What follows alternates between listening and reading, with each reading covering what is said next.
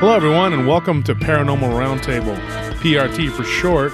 My name is Josh Turner, also known as Wolf, and with me today in the studio, I have my wife Nellie and my friend Chief, and they will be joining me. Mushu is not here. He's working, and so if you folks would give us more donations and buy more shirts, we wouldn't have to work so much. But that, it is what it is. Y'all want us to be poor. Anyways, we're not going to cry about that. DasWolfman88@gmail.com. DasWolfman88@gmail.com. Send me your crazy, scary stories. We want them. We want to talk about them. We want to put them on the show, and we're going to put you on blast. I'm just kidding. We're not going to do that. We are going to try and put your story, if it's good and it's show worthy, we will put it on the air. So what we're going to talk about tonight is going to have to wait a minute because I got to tell you, very important, we're doing a giveaway, and you might get an autographed book from one of 5 different authors: David Weatherly, Lon Strickler, Ken Gerhard, Linda Godfrey, Lyle Blackburn. We have a lot of people who we're working with, and we're giving away autographed books. So be sure and go to the link that we put out for the show, and you may be the winner. We will put that link out on the Facebook group of Paranormal Round Table. That is Paranormal Round Table group. Now, we have that group. We have Paranormal Encounters and Paranormal Lounge, which is... Mine. Which is... Who were you? The fabulous Nellie Turner. Yeah, okay. You cat got your tongue? You can't talk? No, He introduced you. So Paranormal Lounge is Nellie's group that she's growing, and she's kind of turned, Tony have a little friendly competition trying to see who can get the most members. I didn't even know it was a competition. Well, Tony's been really hyping it up. He's been talking about it. He's been gunning for you. He's amped up. He's telling people, hey man, go to my group. So, and Chief, you were in both groups. You're an admin in both groups. And then I am an admin of Paranormal Encounters, and I am also a part of their group too, of those groups. So, as one guy said, they're all groups that were spawned from me, I guess. We also are really close and tight with Cryptids and Paranormal Reality, which is Lori Shivers' group. And she's a nice lady. Go show her some love and get her some members in her group. And we also work with Michael Moran and his group is Cryptid Squad. The Cryptid Squad, not the Cryptid Squad, which it used to be until he changed it. So we got Phil's group too, right? Yes, Dogman and Werewolf Discussion. That's Della Carter and Phil Stern. I am not the admin of there, but they are good and fair people. And yeah, so shout out to Phil Stern. Shout out to Phil Stern, always a good guy. Go and check out those groups and check them out and tell me what you think. Yeah. So that being said, prtpodcast.com is our website. Go and you can check out the merchandise store. We have all of our shows up there. You can look at the shows, and you can also leave artwork. So those are all pretty cool things you can do that have to do with the show. Keep the fan art alive. Yes, keep making weird cartoons of me. That's awesome. We completely love. Please do. Yes, we love that. But let's focus on other people. Let's make fun of some other people though too, like Nellie and Chief and Anthony and Tony. That'd be fun, right? Right? No. Fun. Yeah. See, Chief likes it. Chief's on board. This guy gets it. He gets it. So, anyways, we're gonna have some people that are gonna be coming on the show eventually. And they're going to be talking about insurance premiums, so that's going to be fun. We're going to looking towards that, and the warranty on your car. We're going to be like that guy from what's the vampire from What We Do in the Shadows, the energy vampire. Oh, he's always he doesn't talk about. He just talks about and it makes people go to sleep. They're always nodding off. I'm just kidding about that. We're not going to have somebody talk about insurance premiums. So anyways, Chief is going to be on tonight, and he's going to fill in for Tony. Him and Nellie are going to do a little filling in tonight, and we're a shoe in for Mushu. And Nellie's gonna have a story for us. I believe both of you have a Dogman story. I've got a Dogman story. And Nellie, I have one. You have a Dogman story. Cool. So we're going to go ahead and get this started. But first, the thing I'm going to lead in with, Nellie was wanting me to tell this story, and this comes from a friend of ours that we know in our real life. And she used to work for a buddy of ours, speaking of Phil, a guy named Phil that owned a cell phone repair shop. And Phil, actually, him and a friend of mine, another friend of mine that owns a gun store outside of Taylor, that they actually saw Dogman too. A very hyena-ish looking Dogman. But there was a young lady that works for her, and her name is, I probably shouldn't say her name. I don't know if we have permission to say it. And so we're going to call her Kay. And Kay had a really crazy story. Scary story too. She was actually driving from Texas to Iowa, and she was in, I believe, the state of Kansas. Wasn't it Kansas? Yeah, and she was driving through Kansas, and she was with her kids, single mom, driving by herself with her kids, and they're driving down the highway, and in broad daylight, they see something come up out of the road, this is what she told us. It came up out of the highway, okay?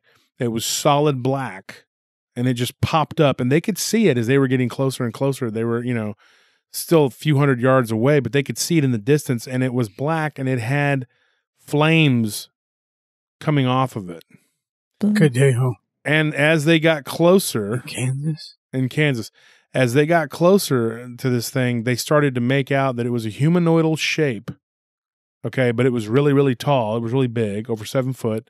And it was black, a solid black looking shadow-like entity with fire all around it.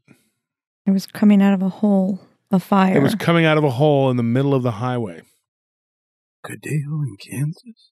Okay, now you sound like Sal with everything's a Bigfoot and, blind children.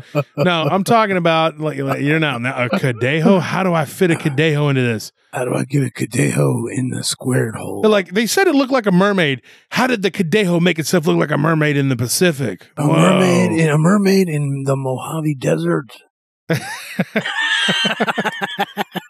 You are correct, sir. So that's a weird story. Now, I'm going to tell another little short one that's going to pertain to that. That was a one-off for me, as they would call it. Like, I had never heard anything like that, but then I actually got a story that's, it's not the same exactly, but it's along the same vein, if you will. What side of the road was it on, though? It's probably right in front of them, I guess. And so here's one I got. And this one came from a highway patrolman, one of my buddies who, when he was young, he always wanted to be a cop. Well, he became a cop because his dad was a highway patrolman. And I'm trying to get together stories for the police officers to do a show just about weird and police encounters and things they've told me. But this one I'm going to tell because it goes along with this lady's encounter. He was driving around late at night. This was in New Mexico, which is a weird place anyway. Weird. Yeah, and he was on the highway between Roswell and Ruidoso. Okay, and Ruidoso's got the end of the mountain gods. It's got the casino and all that. And this friend of mine, we were actually talking about, because he listens to my show, we were talking about this giant lizard thing that we talked about on one of the episodes that was up in the mountains outside of Ruidoso. And so he was telling me that his dad used to be a highway patrolman for New Mexico, he was a state trooper, and he was driving through there in between Roswell and Ruidoso, off duty. He wasn't, on the clock, and he was with his wife, and they saw what looked like a person on the side of the road on fire. And it was the craziest thing they ever seen. They said there was like a hill, and not too far away, maybe a few hundred yards back, there was like a ranch house that was right there, and there was like a little driveway or whatever. And they saw this thing come up out off of like a little hill, because it was like a steep drop off right there. And it just comes up, and it looked like a person that was completely on fire, like engulfed in flames. And as they drive by it and they see it, they could even make out like facial features. It looked like a person, like he was a white male. It was just burning up. I think they were on fire. And he said that they drove by it, and they were like, "What is that? That the person's on fire! Oh my gosh!" So his police officer instinct kicked in to we better do something, we better help him, whatever. And so he pulls over. And the guy just is turned facing. They can see in the rearview mirror, the guy is turning facing them and looking at them, and he's completely engulfed in flames. They get out of the car. Well, he gets out of the car, and he grabs a fire extinguisher, and he starts to run down the road toward the guy. And as he gets close enough to the guy, about 50 yards from the guy literally just starts to disappear from his feet up. He just starts to he rolls up, almost like he just rolled up and it went away. And as he was disappearing, there was this shadow that was left in the place of what was once a man on fire. There was just a shadow, and then it just kind of turned to ash and just floated away. Wow.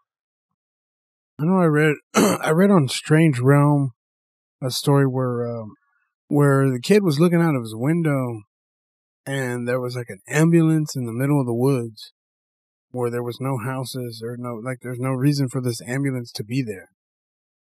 I can't remember the name of the phenomenon where things that are not supposed to be there appear there. It's like a ghost vehicle. I need to show about that too. And I read another story on another site where the woman was looking out the window and she could see a lady riding a bike in the air and then turning into a floating driveway. Like a floating driveway with it had a mailbox and everything. And she was driving and why would a driveway or even a person be able to in midair? I'll get you, my pretty. Your little dog. Too. Okay, so folks, Chief was up last night just doing things probably shouldn't have been doing and eating too many snacks and watching Wizard of Oz. That's what that was, folks. I apologize. Pizza. So that was off of a website for real? Yes, sir. Oh, that's cool. That's crazy. Okay, well, I'll throw you one about a ghost vehicle because I was going to save it for a ghost. But there was an army or an Air Force base in Germany, and I don't know if I should name places. I don't know if you should do that or not. But anyway, I already did it. Go ahead. Yeah. Well, so there were these this Air Force. What are you going to call Moosh? There were these Air Force bases. And this guy was working at one of these bases as a security police for the government. Now, he wasn't actually in the military, the American military. He was from Germany, and he worked as a guard or something, guarding the outside of it, where they kept buses. And one night, he said, and I worked with this guy. He was a pretty cool guy. He told me that this was the weird story that he had because I asked everybody, you know that, Chief. I asked everybody if something weird's happened to him. And he told me that this bus he saw it coming down the road. It looked solid, and it turned in. And of course, they have to open the gate to let them in. And of course, before they could, they're like, "Oh my gosh, this guy's not slowing down. He's not stopping." He turns to go towards them, and he just comes flying through, and they were like, stop, whatever. And then they realized there was no driver to this bus, and it went straight into the gate, and they're expecting to hear this loud crash, and the gates go flying, like Die Hard or something. And instead, it just goes right through them, goes right through the gate. Phantom. It was a complete phantom bus. And then it just dissipated and became a wispy smoke, and it was gone. And there was no sound at all from this. Well, heck, I've seen on numerous shows about the famous car chase, and I don't know if it was New Mexico or Arizona, where cops are tailing this car, and then it just disappears. I don't know if you've seen that. It's pretty popular. No, I have not seen it. Yeah, the one through the chain link fence? Yeah, right through a chain link fence. There's a chain link fence, and there's a house behind it. Wow. And they're chasing. It's a pretty popular video. They're chasing. They're right on this guy's ass. Sorry. Right on his hiney. And he drives right through the chain link fence and right through the house. The house and the fence are unscathed. It's like he drives through it and then disappears. That's crazy. Yeah, I've gotten lots of stories of phantom. I have a story of a phantom train that my friends, when I was young, we all lived in at a for a little while. I lived at a subdivision. My friend Keith, honey, and Keith and a couple of my other friends, we all lived in the same little area. And one of our friends decided to go out of the house one weekend or whatever, and Keith was out of town, I believe, and I chose not to because I had just gotten in trouble and got grounded for doing something similar. And so him and another friend decided to go, sneak out of the house and go run around out in the woods, because that's all it was just woods and a big gravel road.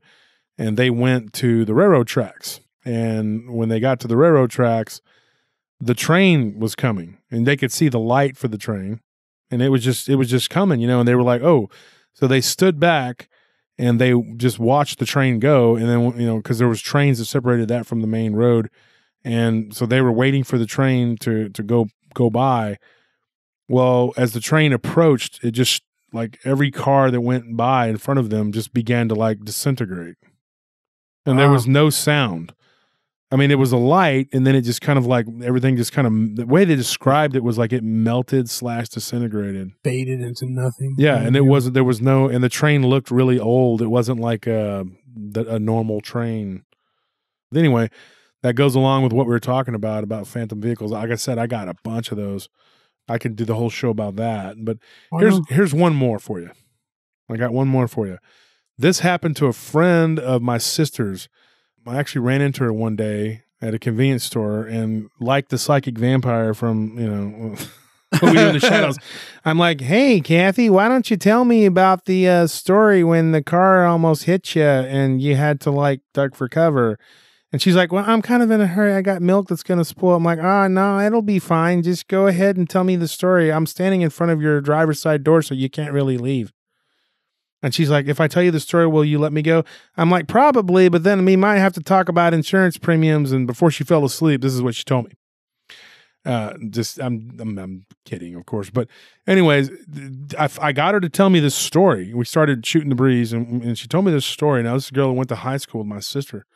And she said that one day, and I don't know what this highway is. It's right outside of Rockdale. It's the highway you go, if anybody's familiar with Texas, you go to Rockdale, and then you take a left, and you head up north, and you go to Cameron. And it's on that highway that I actually lived on for a couple months when I was little, when we first moved back to Central Texas from West Texas. And she said that her and her boyfriend were at that light getting ready to take a left, and she looked both ways. And she's like, I looked to the left, I looked to the right, there was nobody there. And she said that as soon as they started to get onto the road to turn, here comes this car, what she said looked like a truck / car.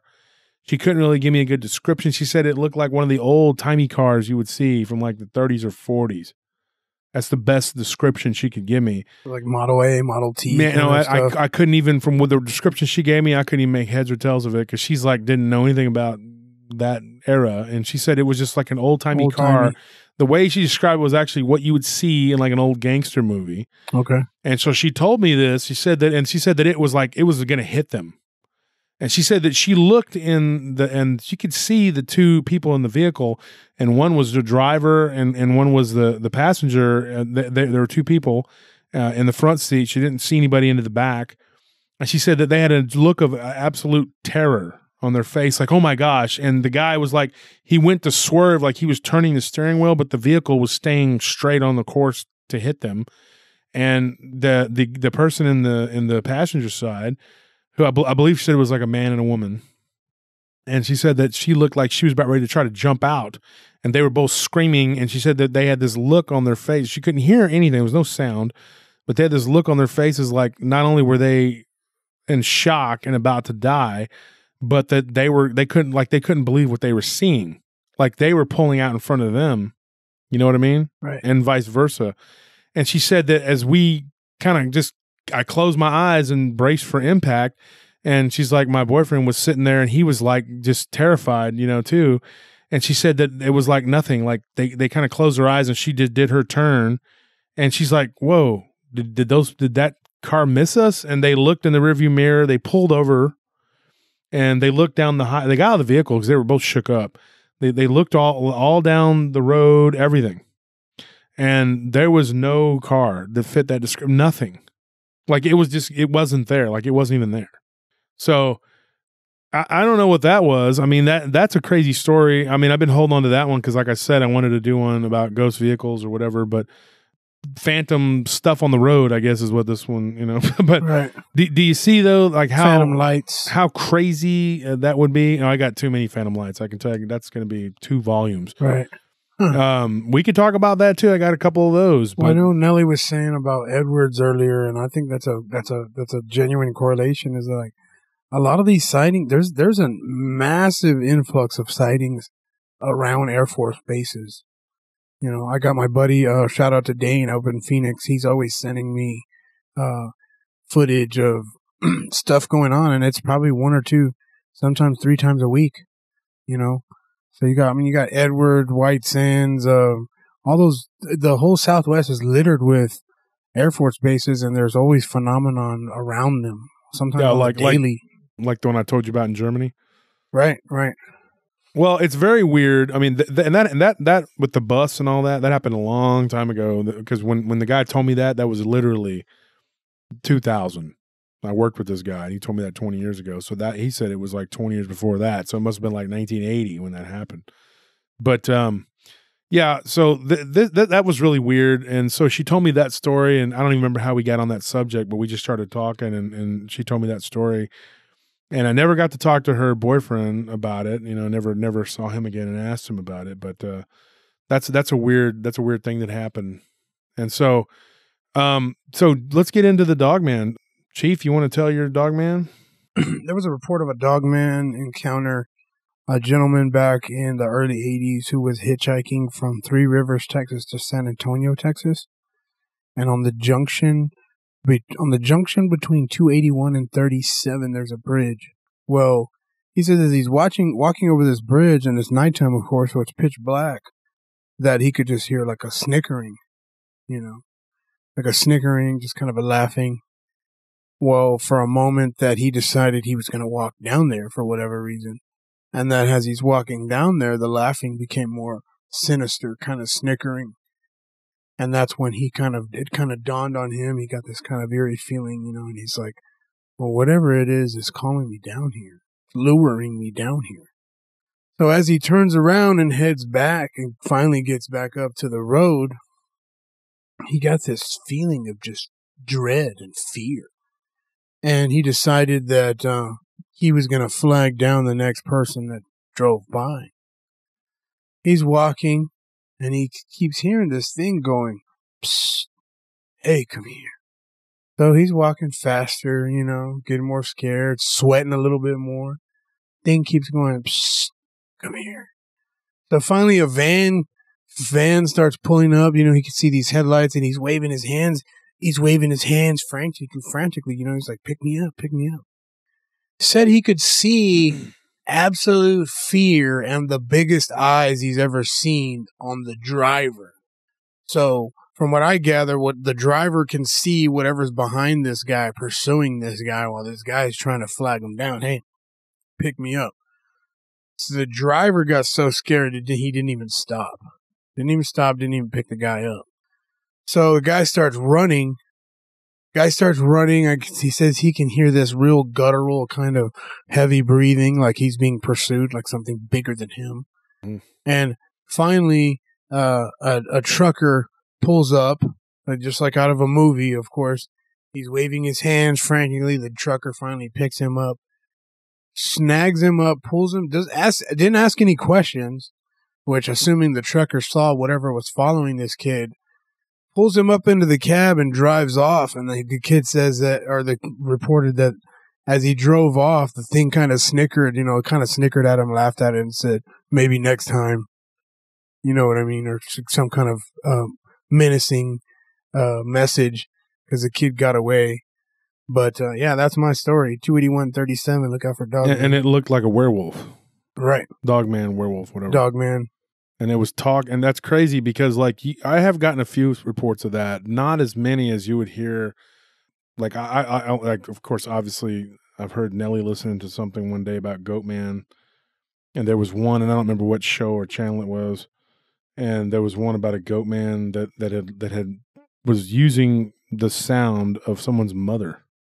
Oh wow! And his mother was beckon them. Yeah, and his mother was dead. She was deceased. Oh wow! So it was like totally like malevolent, dude. Like he was like, my mom is dead, and he was thinking about his mom, and then he heard his mom's voice, and he looked outside and he saw and like I said, this isn't a report that somebody gave me. This was something we heard on one of the channels you were listening to. I try to drown it out because it's not me. So I'm very petty like that. I'm very petty. I'm like, this is not my story. I don't like it. Nobody gave me that story. Get it away from me. I don't like when people do it around me. I don't want my pancake touching my eggs. I hate when other people have their stories that aren't on my show, and I hate people do it around me. I hate when other people tell stories. Yeah. Or even talk for that matter. So what happened was he looks outside and he sees a goat type entity and it was doing like it had its hands up. It was so just nasty. It was like doing the voice of his mother. And he could see it. Like, didn't he like look out the window or something and he saw it on the porch? Yes. It was horrible. He said he was filled with fear until he heard it using his mother's voice. Oh, and then he became very angry because it was mocking her. Yeah. And it was like saying his name and saying, "Come here, open the door. This is your mother." You know, I don't know if that's how his mom sounded. That's very evil. Wow. Was there an odor? I don't remember the story. I remember it was saying something like, "Are you cleaning yourself? Are you washing your butt?" No, I'm just saying. Are you using the Q-tips for your ears? It's like, make sure you have plenty of TP. He got real angry. Because of the corona. The corona. So he got really angry at it because it was using that, and then it left before his dad had come home, and then when he started trying to tell his dad about it, I don't remember the whole story. Like the dad got upset, you know, and told him that he's been spending too much time because his mom had died a couple years ago, and he's like, you haven't been, you know, going to hang out with friends or doing anything productive, and that's why this is happening. And he kept saying that, and it's not the case. And it was pretty crazy. But you hear a lot of these Goatman stories. I don't have a lot of them like that. I have one or two that I've heard recently, not too long ago. But most of them, like they just see it, and then that's it. But you'll hear stories like that around the internet about these goat entities like talking to people. You know, it's like they're trying to beckon you to open the door or to do, you know, whatever sinister thing they want to do. But yeah, that story kind of stuck with me. I remember we were doing something and you were listening to it, and I was kind of halfway listening to it, but that's pretty terrifying. So that's your Dogman story. And Nellie, do you want to tell your Dogman story? Yeah, I have a Dogman story. I got this one like a long time ago.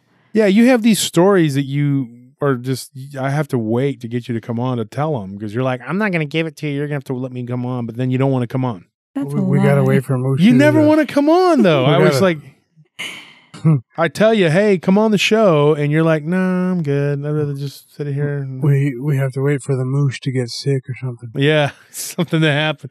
Well, Mooshy's been working a lot, so he's trying to buy him some new rims, folks. I'm just kidding. He's gonna keep them rims swinging, breaking the vehicle as soon as he got it. He broke it. Then he blamed it on Goatman, Dogman, and the rake. He said, "Okay, guys, you're not gonna believe this. Put the Dogman and it came."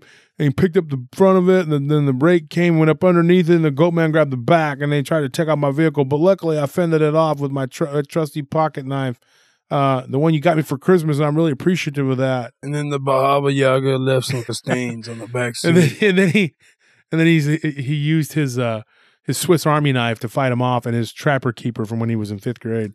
And luckily for him, he's alive to tell this tale. Because you know what? That's a total fabricated story. He didn't really say that. Okay, folks, don't mess with him. But the story but it's true. The story that he told us though was equally ridiculous, right, honey? How he messed up his axle. And I'm not going to get into it. But because Mooshy's not here to defend himself. Okay. But here's what's going on, folks. Like, I hit a curb and then my axle rose 3 inches. And decided it didn't want to be a part of the undercarriage anymore. And then my license was on the dash, and when I hit the bump, it fell into my iced tea, therefore being suspended momentarily. And then I had Kool-Aid with the other friend, the end. So that's kind of how his story went, and yeah, there you go. Chief, you know him very well. That's how his license got suspended. That's awesome. Fascinating. That's awesome. So, folks, you're going to tell us the Dogman story. You've had it for a long time. Yes, a long time. Give us the story. I believe this was here in Texas, north of Fort Worth. This gentleman was buying a house out there with a lot of property. It was not in town. And in the process of buying the house, the real estate agent said, "I want to take you out there one more time because I have to explain some things to you." So he agreed to go out there, and when he was walking him around the property, he told him that that there's a werewolf, Dogman, but he used the word werewolf because He didn't know what a dogman was. no, he didn't. He said there's a werewolf out here. The guy was like, okay. He's like, no. He's like, I'm very serious. He grabbed him. He goes, please listen to me. If you're serious about buying this property, you have to do something every night, which is kill a rabbit or a chicken and leave it on the front porch steps for this werewolf, or else, you know, something bad will happen. And every owner that's had this property, because it was very old, agreed to do it, and they always, every night, left one of the other types of animals on the porch for this werewolf, Dogman. And he just laughed about it, and, you know, was like, okay, yeah, whatever, I'll do it. So he actually had to sign it on the deed. Yes, to purchase the house. So he didn't think anything of it, and so he did it. And then the final night when they had everything moved there, it was still, some stuff was in boxes, but they had all the stuff brought over. That night that they stayed there, he was like, I'm not doing that. You know, that's just crazy. I'm not going to kill an animal and leave it on my porch. So he didn't. When he woke up the next day, his stuff on the porch was moved around. He was like, well, it could have been anything, you know. I'm out in the middle of nowhere. So the next night, he didn't do it again, but then he heard a ruckus going on. So he got up and he looked out the window because he expected to see a bear or something, because he could hear heavy breathing and it sounded like an animal. And when he looked out the window, he saw this huge werewolf. He said it was a werewolf. I saw a werewolf. Wow. And he said it was, and it looked right at me and it snarled and it came towards the window, and he just screamed and he ran to his room and he locked and barricaded himself in the room.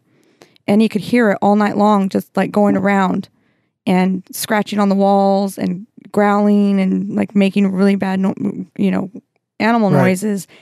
And he said it terrified him and it tormented him. Menacing. Yeah, it tormented him all night long. So after that had happened, he waited till the next day and he had called the movers to get his stuff, and he just took his family and they left. Wow. He didn't want anything to do with it because he had seen there was a werewolf. Right. Yes. Get this thing a bucket of chicken. So I guess my question to that is, first of all, the guy's a coward, okay? He should have stayed and been nice and fed it and just gave it dead rabbits and whatever else it wanted. Pizza rolls. Pizza rolls, you know, they do like pizza rolls, Hot Pockets, you know, and jerky. Now, why didn't he do that? Why didn't he make like a little gift basket and be like, here you go, werewolf, Dogman, or Skinwalker, whatever you are. Here you go. Here's some pizza rolls, Hot Pockets, and beef jerky. You know, a nice little watch for the Squatch. Well, okay, so he's like a Seiko guy. Here's the question. In all seriousness, do you think it was like a Skinwalker, or do you think, because like it was on that property now, the physical Dogman, people are going to say it was a Dogman who just lived there and you should never be afraid of it because it's just, you know. Well, obviously it had made this deal or with somebody down the line, whoever owned that property or built it, had this deal with this Dogman to leave it some animal. Yeah, and I've heard you talk about this story before to me. Mm-hmm. Yeah, and we've pondered it back and forth, like what it could have been, what it was. I mean, I don't know if it's a physical flesh and blood Dogman. It had to have learned that somewhere down the line that people are going to give it food. I know the territorial part correlates with the Skinwalker kind of deal. Yeah, but and then if you look at it from like, okay, if it's a Skinwalker, he's just using himself to terrorize this guy or whoever lived there. So maybe that's why the people that were there before moved. That's why. If he ran out of rabbits, he got the land on the cheap or something. Maybe that's why. And he had to give it a rabbit every night. A rabbit or a chicken every night. You would go broke doing that. It's cheaper just to give it a bullet. I'm just kidding, folks. We don't abdicate the killing of these demons. I mean, don't they got like a 4 for $4 at KFC or something? You got to drive into town every day to get it a two-piece and a biscuit. Well, it doesn't want a two-piece. It wants a whole chicken. So you got to go get the rotisserie from the HEB grocery store. That that leads. Or what to do you other- have out in California? What's a grocery store? That leads to other stuff, bro. They want Ralph's. gravy, Ralph's. and Piggly Wiggly. You got to go out there and get their. Well, here, okay, check it out. All right, so after this story, I got one. We'll stay on the West Coast here. I got one for you guys. I've had this one for a while, and I kept thinking that I was going to add more stories to it, but I really couldn't. I didn't really get much. But so this one happened on the border between Oregon and Washington on the Columbia River. And if anybody knows, I got this story a long time ago near the Dalles, and I know Nelly, we've talked about that because I spent a little time up there. And this lady told me, we were talking about creepy stories, scary stories, whatever. And she said, I got one that happened to my daughter, and this was really crazy. And she told me the story, kind of an overview of it. But then when the daughter came, we actually were able to talk to her, and the daughter was about my age, And so she told me this crazy story. They were swimming in the river. And then the Columbia River divides Oregon from Washington, basically. And they were on the Oregon side, and they were swimming, and they decided, let's see if we can swim all the way across it. Now, it's very wide in some spots, almost like a lake. We went through there not too long ago. And I thought, wow, that's kind of a daunting task. I don't think I'd want to do that. But the daughter was a swimmer. Like, she swam in school and stuff. So she thought, I can do this. So she starts trying to swim across, whatever, and she looks down. She has like the snorkel gear or whatever, and so she looks down into the water, and she sees something go underneath her that to her looked like something akin to what she said, a cross between the creature from the Black Lagoon and a frog. That's what she said. So Kermit from the Black Lagoon. No, I'm just playing. but a much uglier and worse looking thing. Right. And she said that it was skinny. It had a weird looking, like oblong looking body with these long appendages with like webbing. And so she turns and she swims away. She's scared. She whatever. And so that was her encounter with whatever this thing was. But that wasn't the only thing that happened. Like a couple years after her encounter, she had a friend, because after that, she was afraid to go swimming in there again in that area. And the friend had something happen. They were closer to the shore, okay, the bank, whatever, and they were jumping in the water and going to try to touch the bottom. You know how when you're young, you're a kid or whatever, you try to touch bottom and then you go back up, right? So they were doing this. They were playing this game of go down into the water and then come back up. And they said that where they were at, it was about 10 feet, according to what she was telling me. And she said that they were doing that, going down, and coming back up. There were two girls and a boy, and they were younger. They were kids, like young. They were like early teens, whatever, younger than this girl when she had her experience. She was like 17, 18 when it happened to her. But these kids were doing that, and one of them didn't come back up. One of the girls went down and didn't come back up. And this girl went to, I guess she was 14 years old, and they went to the same high school or something as the older girl. And this happened to her when she was younger. And so anyways, this girl said that as she told her friend and the friend's mom and everybody, when they had some kind of get together, some sort of retreat or something, and they started telling creepy stories like we were. And she said that when she was trying to come back up out of the water, something grabbed her on the bottom of the lake, grabbed its hands around her ankles, and was just pulling her. And she could feel her toes digging into the bottom of the river, whatever. The riverbed. And she said that it was pulling her so hard that it cut her legs, it scratched her legs. Now, according to the mom and the daughter that I met, and I met them through a guy that I was doing a job with, whatever. But they told me this story, and they said that they had seen the pictures of her legs being scratched up that just looked like somebody had scratched them up. She had scars on her lower legs. Wow. To the point to where she didn't even try out for cheerleading because she had these scars on her legs. And so it was a very traumatic experience. And she said that just about the time that she felt like she was going to drown, she just kept kicking and struggling At one time, she said her foot actually got loose and she kicked, she stomped, and she felt like a slimy, like wet, squishy something, and she pulled away and got loose. And then when she got up to the top, she was gasping for air. She swallowed a little bit of water, and she said that something else had swam by her that she was convinced was a separate entity, was not the one that was holding her, and that it brushed by her and it grabbed on her arm, clawed her arm. She said that one felt like it was much bigger than whatever the other one was. It was holding her legs, and it grabbed a hold of her arm and it twisted her around. So she was spinning when she came up to the top, and she got out of the water. They weren't real far from the shore, the bank. So she got out of the water and she told them, something is in the water. Something grabbed me. Something was trying to drown me. It was trying to kill me. And they're like, okay, calm down.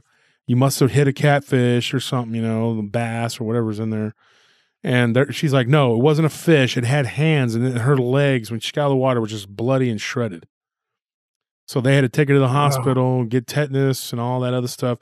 And she was, like I said, a 14-year-old kid who dropped out of cheerleading and everything else because it scarred her legs up so bad. She said that she looked down, but the water was murky at that point because of all the sediment being pushed around from her feet, But she said the best she could tell, that it looked frog-like, but it was like reptilian looking, and she could see scales like a wide head like a frog, but like the top of it and everything else looked kind of like a lizard. Very iguana-esque. Kind of like a lizard, yeah. And well, actually no, because I asked her if it looked like an iguana type thing, and she said she couldn't describe the kind of lizard it was. Huh. And so it was like really a giant weird. Monitor kind of. Yeah, but she said that she couldn't. She only saw like one of the appendages, and she said it was long and skinny as best she could tell.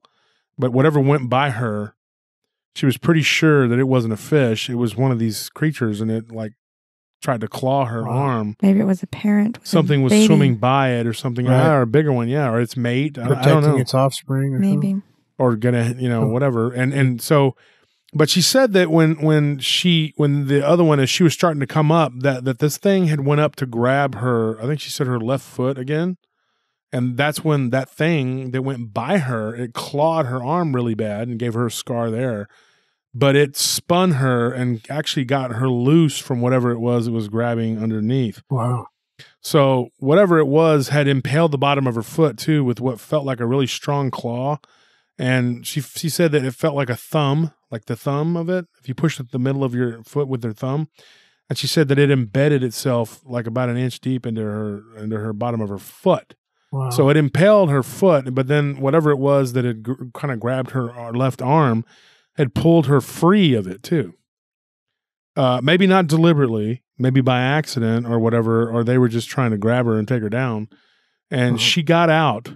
But that's a weird story, and I've never seen or talked to those people again. But you figure there'd be a whole other culture, like a whole other podcast, Frogman Encounters, Froggy Waters. It's so weird, though. I mean, it was just like I have like since then I've looked into stories about that, and I found one like in Ohio, another one in Illinois.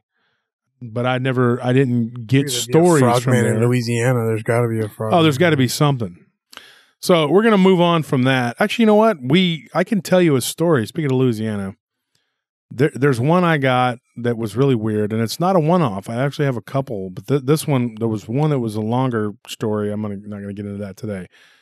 But there's a shorter one I got that I can tell you, and I remember this one.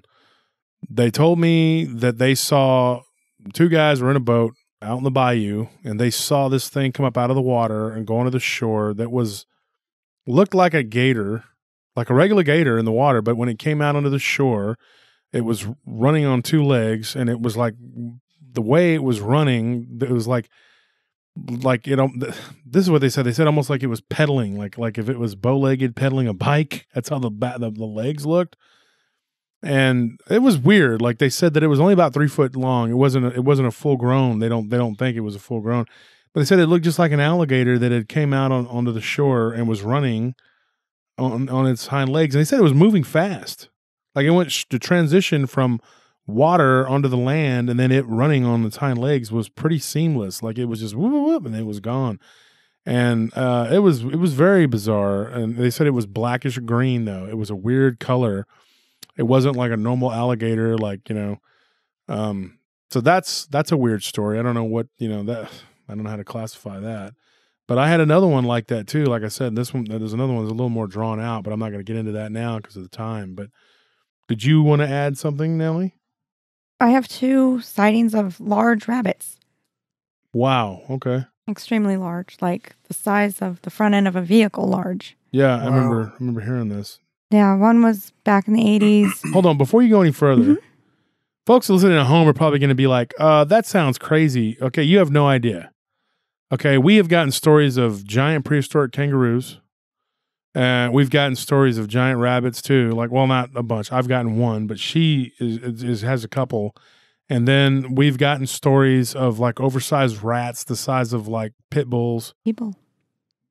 People. What do you mean, people? They were the size of people. The rats. Oh yeah, the size. Yeah, just humongous. So, anyways, before I just wanted to give you that before you go. Now, go ahead, tell the story. Well, the person had walked outside, and this is the first one. It was back in the 80s, and they were feeding their animals, and they looked up. They saw movement, and they said it was a large bunny rabbit. Just there was nothing odd about it. It wasn't like it didn't have any humanoid features. It just looked like you take a rabbit and enlarge it. And she looked right at it, and she was like, oh, okay. So she closed her eyes and she opened them again. And it was right there. And she saw it hop because it was in front of the mom's vehicle. And it just hopped onto the other side. And she ran in the house to get her mom to tell her. And of course, her mom didn't believe her, but she went out there anyways. And then she was like, it was right here. I saw it. And she ran around the car and there was no rabbit there. And then. Okay. Now this was a child. Uh-huh. And so the mom got out and was like, Caroline, you're going to get a spanking. And she whopped her good. This house is clear, my child. No giant rabbits here coming out of the TV. So let me ask you a question. I got my rabbit's foot, child. Let me ask you a question.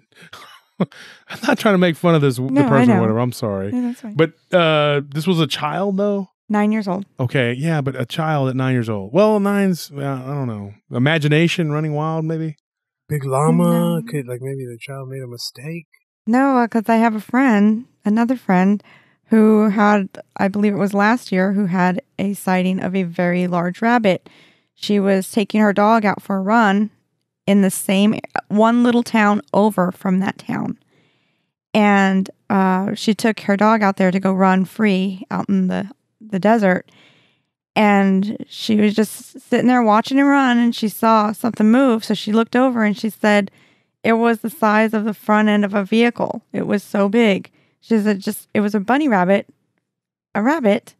And the front end of a vehicle, like what kind of vehicle though? Like a car. Camry? Or yes, like that. She said a small like the Camry. Yeah, that their heads are like right about there, not the ears. The top of the head is right about the at where the hood is. So it's like that big, and they're just long, like a rabbit. Nothing odd or what nothing. Color? It's just, little cottontails. Mm-hmm. Just take a cottontail and make it the size of the front of a vehicle. Dude, like that is so weird. Like, yeah, she saw it just hopping along. Yeah, yeah. I remember you getting these stories.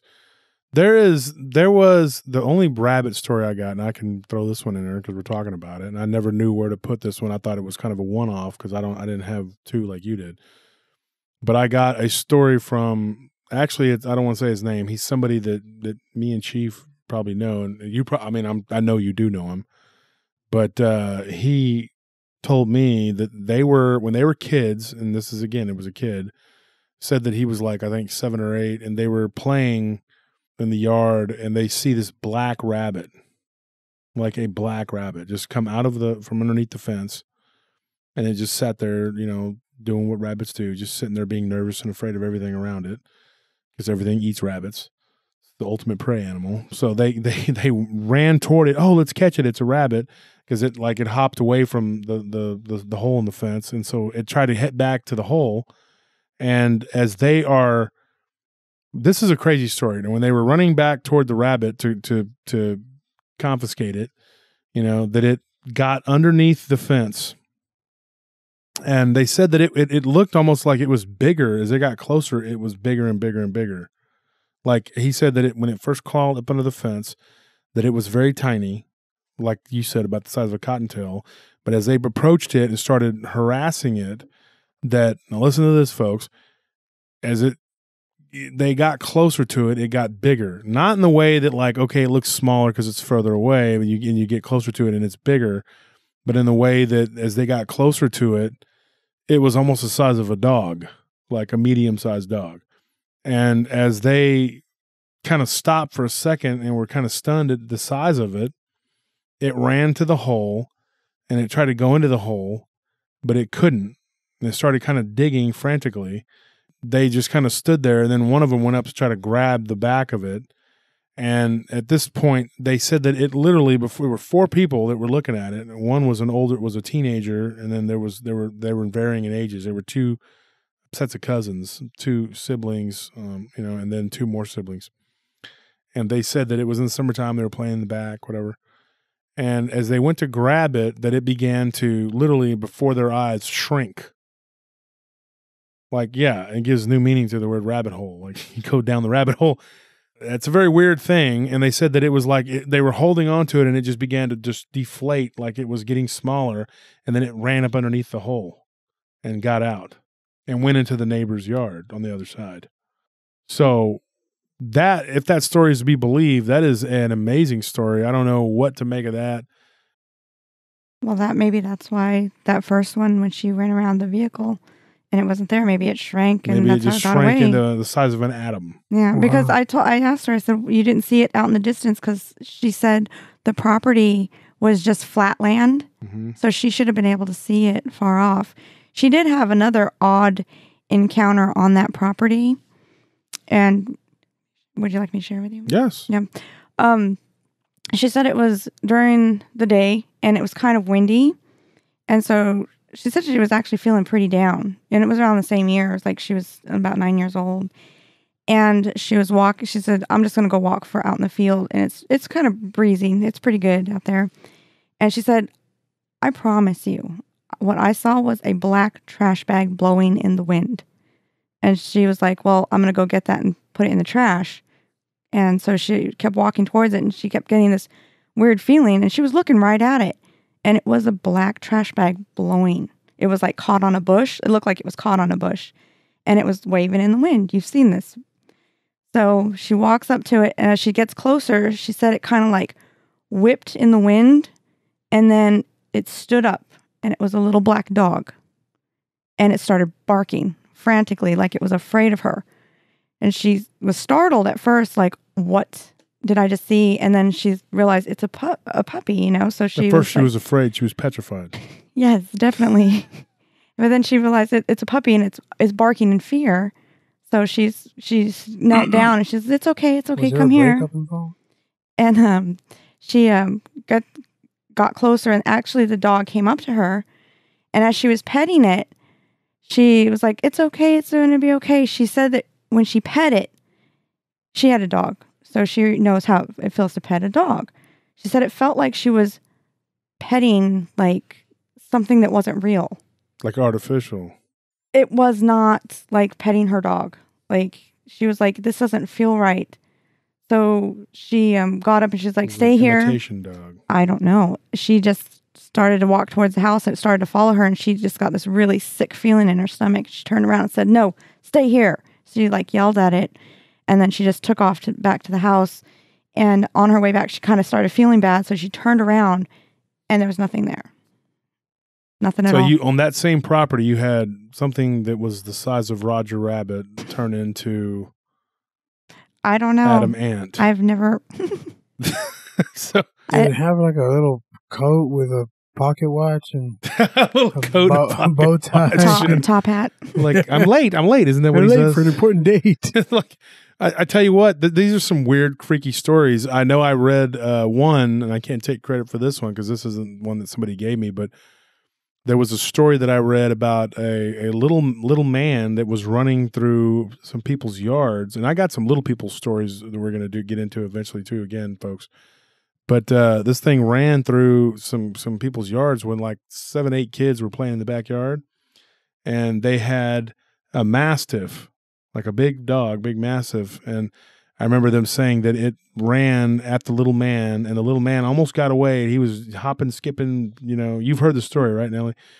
Yes. And I don't know if you've heard it, Chief, but then the dog caught it at the last minute, right before it was about to disappear under the fence. And the dog chewed it up and ate it right in front of all these kids. And it said traumatized the kids, like literally. I'm looking for me gold. What was that, Nellie? And it was a story we got. Someone said it was a little person. It wasn't a story we got, but we read it somewhere in something. I think it was on a podcast. I'm not sure. Was it on a podcast so. or like something? Well, or somebody a story that a podcaster read or something? Yeah, I think so. That's cool. I was looking right before I came over here. I was watching a video about a little person that was peeking out from behind a rock, like in Saskatchewan, some kind of Indian reservation. I'm gonna have to find the link and send it to you guys. Wow, it was legit. Looked like a little person with a little leather jacket on and like a little monito, dreads.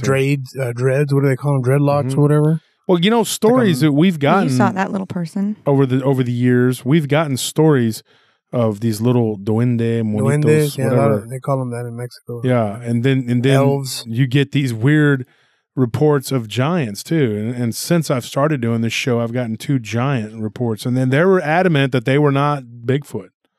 Big humans. Yeah, I mean they looked humanoidal, but I'm not going to get into that on this one. But they were what people would refer to as like a forest giant, you know. And but the little people stories are really weird. Yeah, Nellie, you just said that, and when we were driving through Arizona, I don't remember exactly where we were at, but we were almost to California, and I saw, and I don't claim that I had a little people sighting just because it was pretty quick. You know, I drove by. And I was everybody's little compared to you. Well, a friend of mine was driving, and I was in the passenger side, and I looked up, and I saw this what looked like a little man, like I don't know, he was sitting up on a ridge, and he looked like he had his hand up like he was waving, and I thought that is a tiny little dude, and I looked again. But he didn't move; it just stayed stationary. So then I kind of convinced myself that it was a gnome. No, that it was like somebody had put it there or something, but there was no civilization around anywhere. Some kind of deco or something. Yeah, there was no habitat, or what do you call it? No people, no residents, no nothing. There was nothing out in the middle of nowhere. I remember you saying that it had that little hat. Yeah, it was weird looking, and I was like, "What is that?" A spear or something. Yeah, it looked like it was holding something like a stick or something in its other hand. And I just thought, did I just see that, or is it? But it never moved. It just was stationary. So, you know, maybe somebody was creative and they got up to the bridge and put it there. So I don't really claim it as. That sounds like a fun idea. Maybe, yeah. I always thought it'd be fun to just a big Sasquatch go run around in a Sasquatch suit till you get shot, or you know, whatever. Yeah. Shout out to Sasquatch. Shout out to Sasquatch. So Nellie, so when that happened. That weird little people thing. You were like asleep in the back seat or something, right? You were asleep. No, because I remember you saying, I don't want to say I saw something, but I think I just saw a little person. And I was like, where? And you're like, wow. Back there. And I turned around, but I didn't see anything. I don't claim it because I don't know what it was. I don't claim anything unless I like. Well, like when we were living in Let's clear this up. When we were living in the house, we saw stuff straight up. Oh, you know? Yeah. We lived in the house. I saw stuff that I don't think I'll ever be able to explain. So, yeah, you won't ever be able to explain it. But I mean, this thing was real quick, and it wasn't. But I don't know. Let's clear this up because I don't. It's a possibility. Kind of smell class action lawsuit because people get offended, whatnot, and we live in the age of offensiveness. We don't mean little people like. Little people. We mean like elves or duendes, or we mean tiny people. Yeah, we're not talking about people who, it's not human. They're not human beings like at all. Vern Troyer or like, you know, little people. You cannot misconstrue with someone who is a little person. No, these things are beyond the norm for sure. And if you go back into the archives, folks, and listen to our episodes, you'll hear me talk about, as Chief, you know the stories about these little people that live in the walls down in the clubs downtown on 6th Street. There have been stories of those for years that we heard long before, you know. Gnome bar rats. Yeah, little gnomes. Yeah, actually them fighting with rats too. I mean, we got stories like that of them fighting rats. But anyways, folks, that's a whole nother show. I'm gonna let y'all go, okay, guys? Extraterrestrial. Been trying to get off the phone with you guys for a while, and you just keep it, just just messing with you. We love you guys. Thank you for tuning in. If you have any stories with any sort of like diminutive creatures, lizard creatures, frog people, if you have anything with giant bunny rabbits, any kind of ghost natives, extraterrestrial gnomes, any kind of anything coming out of a spaceship, let me know. Let me know, and so I'll tell your story. We'll be sitting next to each other with straitjackets. I'm just kidding, folks. And Kachina dolls. People will think we're crazy, but you know what? That's why you tune in, because we're all a little bit crazy and we talk about all this crazy stuff, folks. So from wherever you're sitting right now next to your giant bunny rabbit, whatever little person's trying to stab you in the toe, whatever creature's trying to drag you to the depths, good night.